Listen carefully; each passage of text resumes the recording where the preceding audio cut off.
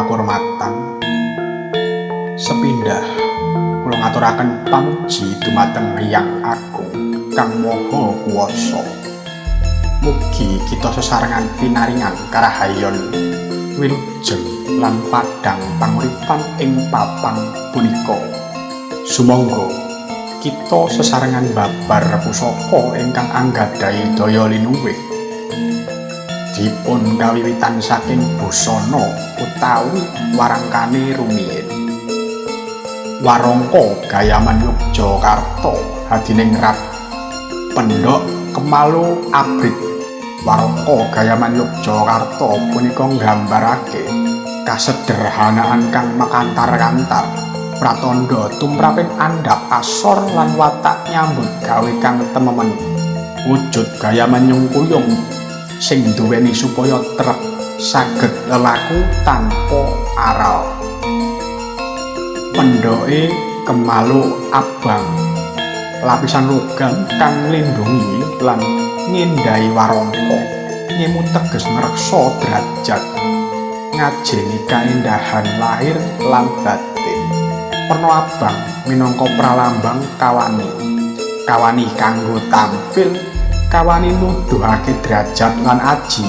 Keris kanthi pendhok abang punika remen pinilih para patih lan pangeran dadi pusaka kang mancing daya wibawa lan ngudari aura satriya. Pusaka punika pinangku dening rasa. Keris jangkung sembada pamoron genduru sungsang tangguh blambangan.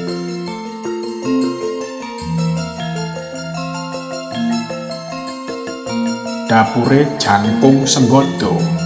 Dapur jangkung kanthi luk telu nglambangake telung kekiyataning jagat, nggambarake kawicaksanan, keseimbangan lan keselarasan. Minangka pusaka satriya, jangkung sembada nggawe teges wibawa kapribadhen pemimpin sejati. Tegese pemimpin kang ora wani nanging uga wicaksana lan kuwawa, nyekel tanggung jawab, pangayomaning kawula, panuntuning adil lan bener. Keris punika nglantarake piwulang luhur yen dadi pemimpin iku kudu jumeneng ing tengahing urip, gulawentah api, ngreksa rakyat lan nyinau kasunyatan.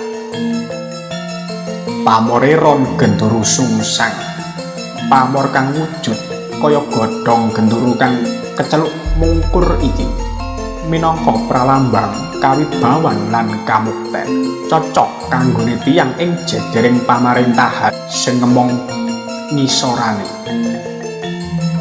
Pamor punika miturut kapitadosan nuntun datang siji wibawa, tambah derajat pribadi, ndadekake disegani lan diajeni. Loro kerejekian, gawe gampang dalan rejeki pas tumraping pedagang, juragan lan pamimpin. Telu pamilih, omong cocok tumrap sing niate resik lan tumindake becik.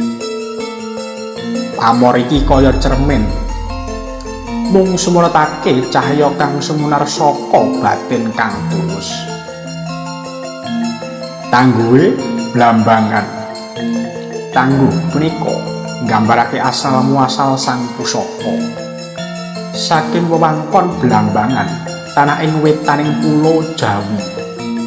Papan kang biyen dadi medan perjuangan para kesatriya nglawan penjajah. Gegandenganing tangguh Blambangan ngemu filosofi siji, kawani lan kawicaksanan, nggambarake semangat satriya kang tansah sigra nyangga bebaya. Loro ketahanan lan ketangguhan. Tangguh Blambangan minangka cermin semangat tanpa kendhat. Telu keseimbangan antara kadigdayan lan kelembutan, antara lahir lan batin. Rejeki sejati dumunung ing prinsip kang tegak. Kamulyan sejati asale saka rasa kang suci. Sapa kang nyekel jangkung sembodo kanthi tulus bakal kaparingan berkah kang ora katon ananging nyukupi sakabehing urip. Para kadang sinuba pakurmatan. Mugi pusaka punika dadi pepadang lelampahan. Nuhurake kawicaksanan, reksa wilujenging jiwa lan raga, lan dadi pangeling yen dalan luhur tansah dipun lakoni dening wong kang sabar, waskita lan nyawiji ing rasa. Nuwun matur suwun.